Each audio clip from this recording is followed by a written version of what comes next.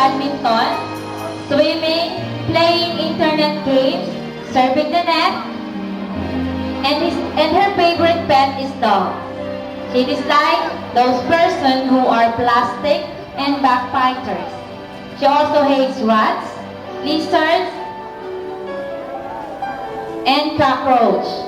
Her loving parents are Ariel Abainsa and Divina Abainsa. Once again, our candidate number 9, Shane Portia A. Abainsa.